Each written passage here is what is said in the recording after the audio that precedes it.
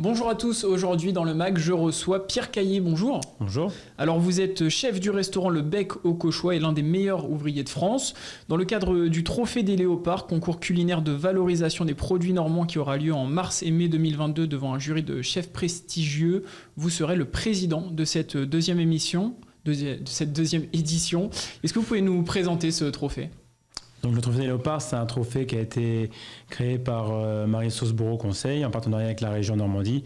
L'idée, c'est vraiment de promouvoir la région au travers de ses produits gastronomiques et donc promouvoir les artisans qui sont derrière. Et tout ça avec un concours gastronomique. Donc on a plusieurs parties, on va peut-être revenir dessus, mais donc, il y a une partie pour les professionnels, une partie pour les amateurs et pour la prochaine édition, une partie aussi pour les apprenants. Comment est-ce que vous avez été contacté pour être le président de cette deuxième édition ? Alors j'ai été déjà dans le jury de la première édition et donc c'est Marie-Sauce Bourreau qui m'a contacté. Je fais aussi beaucoup d'autres concours, donc on se connaît déjà depuis de nombreuses années. Donc là ça lui a paru judicieux en étant en plus chef installé en Normandie et pour moi c'était un honneur et j'ai accepté avec grand plaisir. Alors des professionnels, des amateurs et des apprenants s'affronteront autour du Neufchâtel cette année. Alors je me permets, mais ils vont concourir chacun dans leur catégorie, ils ne vont pas s'affronter. Ils seront chacun dans leur catégorie. Donc ce sera le Neufchâtel qui succède aux Pommes, c'était lors de la première édition en tant que produit à l'honneur. Que vous inspire, vous, le Neufchâtel ? Le Neufchâtel, moi ça m'inspire beaucoup, mais c'est surtout le seul produit laitier en AOP en Seine-Maritime. Donc en étant installé en Seine-Maritime, ça me touche d'autant plus. C'est vrai que la plupart des fromages, des AOP laitiers sont en basse Normandie, même si maintenant on n'a plus qu'une seule Normandie, n'est-ce pas ? Mais voilà, c'est toujours quand même de l'autre côté de l'eau. Et donc je suis fier que ce soit mis à l'honneur cette année. Et en plus, l'année où on me demande la présidence du jury, j'ai trouvé ça superbe. Après, le Neufchâtel, ça se marie avec beaucoup de produits, avec de la viande, avec du poisson, avec du végétal comme le cresson. D'ailleurs, cette année, sur le thème, notamment, ils auront une entrée et un plat à travailler. L'entrée, c'est imposer les huîtres normandes, le cresson Normandie et le Neufchâtel. Et sur le plat, on retrouve le Neufchâtel, qui est quand même l'élément phare de cette année-là, avec le bœuf normand. Donc moi, j'ai choisi en pièce l'onglet. Donc l'onglet de bœuf et les légumineuses normandes. Quel va être votre rôle concrètement lors de ce concours ? Donc mon rôle, c'était, déjà je suis depuis le début de cette deuxième édition sur retravailler, revoir un peu les règlements, travailler sur le sujet. Là je reviens du lycée de Merval, justement le lycée agricole du Pays de Bray où aura lieu la sélection 100% amateur au mois de mars, le 30 mars.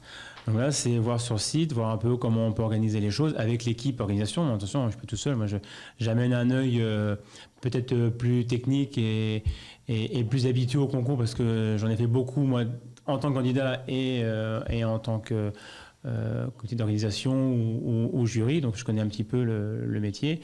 Donc, c'est vraiment surtout de faire en sorte que tout se passe le mieux possible pour les candidats le jour J, qu'ils aient assez de place, de puissance électrique, qu'ils puissent vraiment travailler dans les meilleures conditions, ce qui leur permettra justement de sortir quelque chose de qualité, qui est quand même l'idée, parce que la base, c'est quand même de promouvoir la Normandie. Donc s'ils sortent quelque chose qui n'est pas à la hauteur, c'est quand même dommage après pour la communication. Ce serait décevant et c'est important de le préciser, ça peut paraître être comme des détails finalement, mais les branchements électriques, les ustensiles qui vont avoir à disposition, c'est important. Après, il y a une équipe spécialisée dans le matériel, mais entre l'installation et le fait d'être à la place du candidat et de savoir que, oui, mais là, ça c'est bien, oui, ça correspond effectivement à la taille qui est demandée, mais regarde, là, il y a un angle, là, c'est en biais, l'envoi est là-bas, il va falloir qu'il fasse le tour, il y a les câbles qui vont passer, donc c'est c'est le coup d'œil, peut-être plus professionnel dans le sens où je l'ai vécu, moi, en tant que candidat, ces choses-là. Donc, on essaie de faire en sorte que ce soit le plus net possible. Et puis après, le jour J, ça va être bien briefer les candidats, bien briefer le jury aussi pour leur dire exactement ce qu'on attend. Ça paraît bête de dire briefer le jury, mais il y a une grille de notation. Être sûr que tout le monde note bien dans le même sens, qu'il ait bien compris les critères qui sont demandés, parce que c'est pas évident, la notation. Pour tout le monde. Donc, alors justement, il y aura plusieurs catégories. Comment ça va se passer sur la notation ? Des barèmes différents ? Alors oui, donc déjà il y a un jury technique, donc qui va être en cuisine, qui va noter vraiment la partie pratique, technique des candidats sur la gestion de leur poste, la gestion des denrées, sur les techniques culinaires utilisées, sur l'hygiène, sur la propreté, le rangement du poste, le service, le respect des horaires d'envoi. Enfin, il y a pas mal de critères comme ça.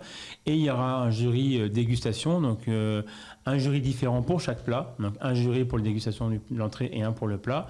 À chaque fois, il y aura, je crois, à peu près 7 jurys différents pour chaque plat. Donc, plus il y a de jurys, plus ça nous permet d'avoir une moyenne qui soit le plus homogène possible. Et donc, eux, ça va vraiment être sur le visuel, sur le côté créativité, évidemment, la dégustation, les textures, l'assaisonnement, les cuissons, la température du plat. Voilà. Donc, ça, il y a des critères qui sont bien déterminés. Donc on va bien leur expliquer à chaque fois les lignes directrices. Et puis après, ça va être tourner un petit peu partout, voir un peu comment tout se passe, s'assurer que tout se passe le mieux possible, que ce soit pour les candidats comme pour le jury. Et ça se passera donc le 30 mars. Une première épreuve réservée aux amateurs normands aura lieu donc le 30 mars 2022 à Merval, dans les murs du magnifique lycée agricole du Pays de Bray. Les meilleurs d'entre eux rejoindront la finale nationale qui se tiendra le 16 et 17 mai, donc le 16 pour les amateurs, au cœur de l'abbaye aux Dames à Caen. Quel est l'enjeu pour ces amateurs qui se présentent ? L'enjeu, je pense qu'il est le même, que ce soit amateur ou professionnel. Quand on se présente à un concours, l'idée c'est de gagner. On y va pour ça. Donc je pense pour les amateurs, ce soit vraiment déjà des amoureux de la Normandie, des amoureux des produits normands. Après, on n'attend pas des amateurs qui nous fassent un plat avec la même technicité qu'un professionnel, hein, même si on en a maintenant qui font de plus en plus de concours et qui s'en approchent. Mais voilà, qui cuisinent avec leur cœur, qui cuisinent avec leur envie, qui cuisinent la même façon que quand ils vont recevoir des amis à la maison et qu'ils ont envie de leur faire plaisir, de leur faire découvrir leur terroir, c'est la même chose. C'est important. Donc évidemment, après, il y a un podium et puis il y aura un lauréat. Mais... Alors un mot sur les candidatures, elles sont ouvertes. À qui ça s'adresse et comment faire, très simplement? Alors, les candidatures sont ouvertes. Elles sont ouvertes à tous ceux qui veulent participer, donc dans les 3 catégories dont on a parlé, les professionnels, les amateurs et les apprenants, donc en formation moins de 18 ans. On va sur le site trophédesléopards.com, on remplit le dossier. Donc, on a réception des dossiers jusqu'au 30 décembre, pour les inscriptions, pardon. Et réception des dossiers jusqu'au, je crois, 31 janvier 2022. Voilà.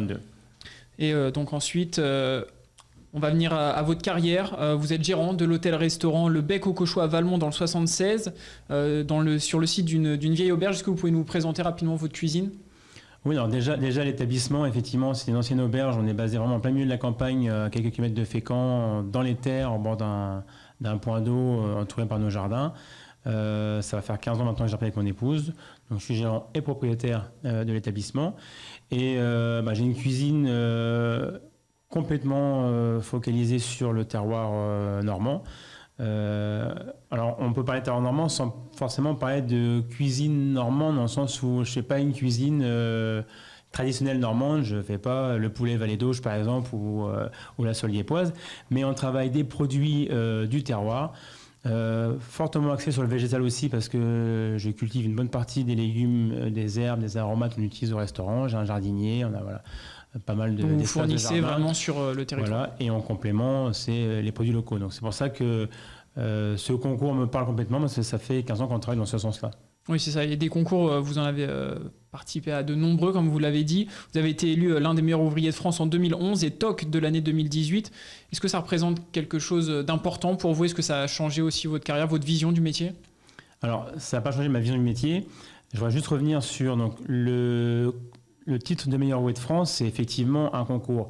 La reconnaissance de TOC de l'année, c'est une reconnaissance par l'association des TOC françaises. En fait, c'est tous les ans, tous les 2 ans, je crois, il y a 2 ou 3 noms qui sortent de chefs et les gens votent.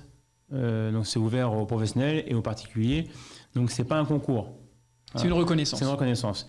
Mais en plus, effectivement, du titre de meilleur ouvrier de France, j'ai fait aussi beaucoup d'autres concours, quoi. Voilà, beaucoup de concours. On peut retrouver vos infos sur Instagram, Mof Caillet, CAI2LET, et des informations sur le restaurant lebecaucauchois.com et sur la page Facebook. Merci à vous d'avoir participé à notre émission. Merci et à beaucoup. bientôt sur Sensation. Sachez que vous pouvez également retrouver cette émission sur notre site et application Radio Sensation.